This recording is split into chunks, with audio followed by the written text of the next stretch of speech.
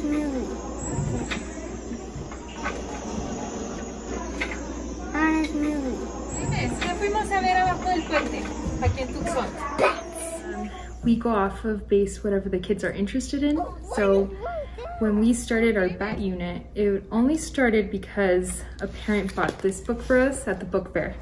The kids had so many questions about bats, whether where they lived, if they eat humans, how they fly, if they sleep at night. So these are sleeping bats. They sleep. And it was just really cool how they know how to look for answers. And yeah, that kind of sparked their interest. So. Amigos. ¿Se acuerdan cómo se llama este hueso? Húmero.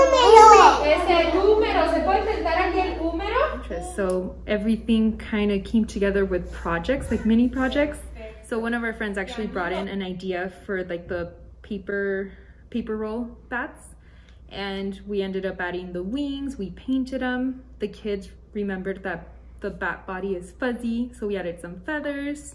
I asked them, I was like, so when they hang, like, are their wings out or are they closed? We kind of researched that. They came to a conclusion that when they're sleeping, they close up their wings to keep themselves warm. We usually, at preschool, we have our dramatic play area.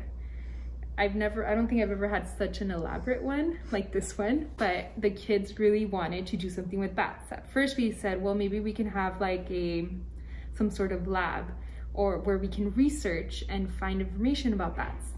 But as the kids kept asking all these questions and wanting to know where bats lived, because some of them even brought up like, oh, well, there's bats that live outside my house. Bats come to my house and they drink water. So we started looking at bat caves, and that's when they said, why can't we build a bat cave in our classroom?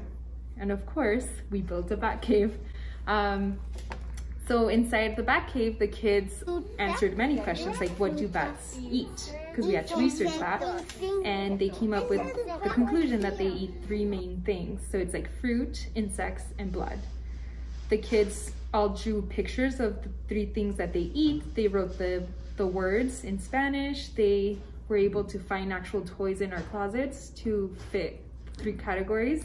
And they placed them inside the cave just in case the bats got hungry, because they have a really good imagination and they know that the bats come to life when we're not looking.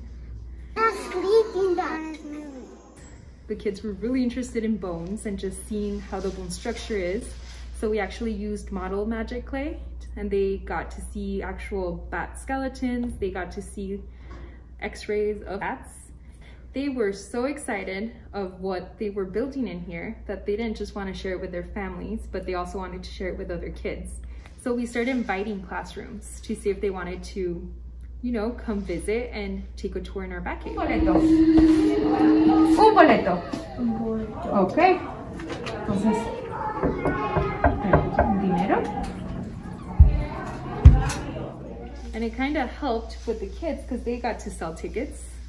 They would say, boleto, $1. They got to pay for a ticket. They got to practice their handwriting by writing their names on the tickets. The students got to, you know, get their hard hats, their flashlights. We had tour guides of actual bat experts in our cave. Yeah, there's a big one right there. You know, there was still some English in there, but even when we would ask them things in Spanish, they would still respond appropriately.